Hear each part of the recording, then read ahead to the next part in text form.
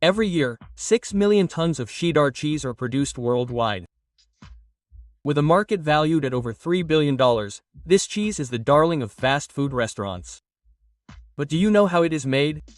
Watch this video to see all the stages of Cheddar cheese production, from the collection of the raw material to the final packaging. The original Cheddar cheese was created in the village of Cheddar, in Somerset, England, around the 11th century. There, local producers realized that the combination of a humid climate and naturally cold caves favored the slow maturation of a firm and tasty cheese.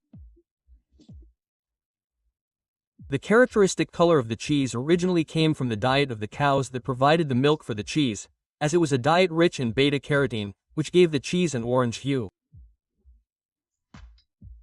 Today, cheese manufacturers use an additive called annatto to give Cheddar its orange color.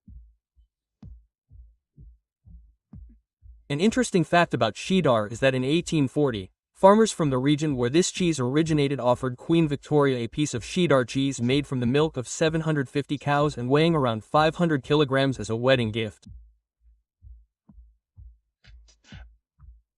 It is worth mentioning that the Cheddar cheese we consume every day, especially in fast food restaurants, is the so-called Cheddar type, which has undergone adaptations such as shorter processing times, the use of vegetable dyes to standardize the color, and shapes that make it easier to slice on production lines.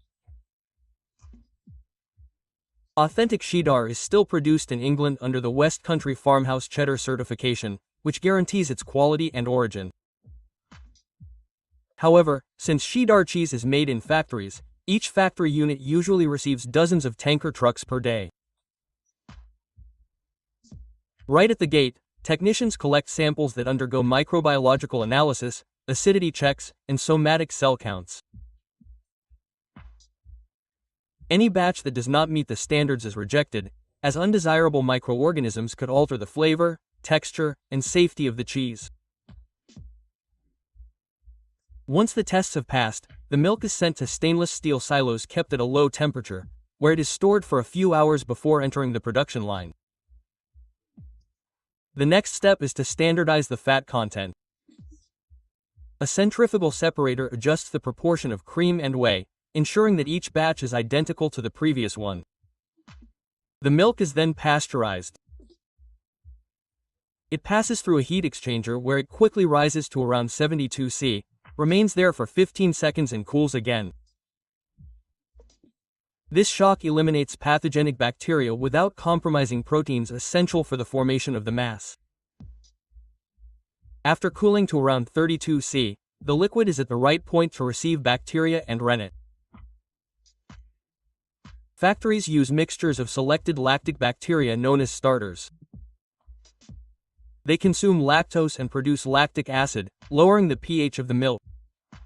Almost at the same time, rennet, a set of enzymes that causes coagulation, enters. Casein, the main protein in milk, forms a network that traps fat and liquids, transforming the contents of the tank into a homogeneous gel.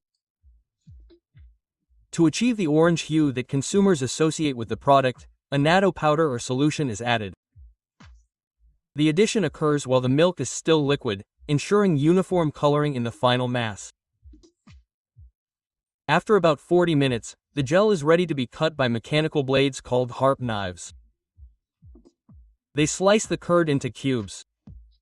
These cubes shrink as they release whey, a liquid rich in lactose, minerals, and soluble proteins. Gentle agitators keep the mixture moving to prevent the grains from clumping together. Part of the whey is drained off right there, while the rest is gradually removed during the following steps. Next comes the so-called cheddaring. In modern systems, the curd is placed on inclined steel tables, where it is stacked, turned, and restacked in automatic cycles. This handling expels more whey, aligns the protein structure, and develops an elastic texture. When the moisture content reaches the desired level, the now firmer mass is chopped again into small flakes.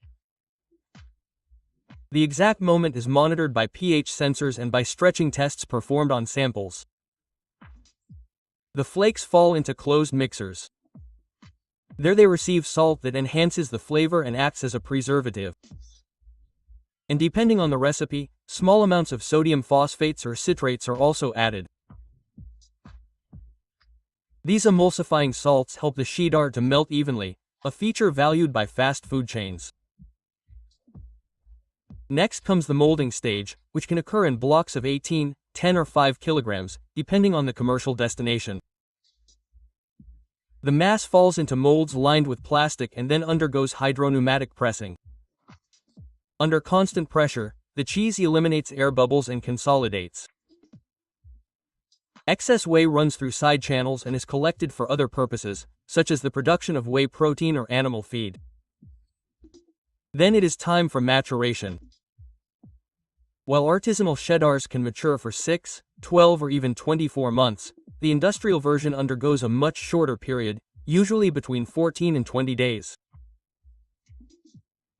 The pieces are kept in climate-controlled chambers, with temperatures around 8 and controlled humidity.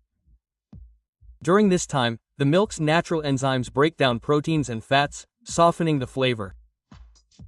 Since the process is quick, the resulting aromatic profile is light and slightly acidic, pleasing a wide audience. For batches intended for processed slices, part of the cheese is ground again and melted with emulsifying salts in heated cylinders. This cheese blend is poured onto sheets of moving plastic film, forming sheets that, after cooling, are cut into individual squares inside the packaging. In just a few seconds, the slice is ready for consumption, without direct human contact. Whole blocks are sent to high-speed slicing lines. Rotating knives transform each bar into dozens of identical slices, with thickness defined by an optical sensor. Soon after, a sealer packages groups of 6, 12 or 24 slices in polyethylene film. The internal air is replaced by a mixture of carbon dioxide and nitrogen, a technique called modified atmosphere, which slows down the growth of fungi and oxidation. For larger portions, such as kilogram or 1 kilogram, the block receives only a heat-shrinkable film and then goes to vacuum sealing. The finished packages go through metal detectors, automatic scales and visual inspection by cameras. Any variation outside the standard triggers an alarm and excludes the item from the line. Once the inspection is complete, the cheddar is stacked on pallets and taken to storage chambers at 4. It rarely stays there for more than 7 days. The high demand ensures a fast turnover. Refrigerated trucks distribute the production to logistics centers, restaurants and stores. And that was today's video. Don't forget to like and subscribe to the channel. Yeah.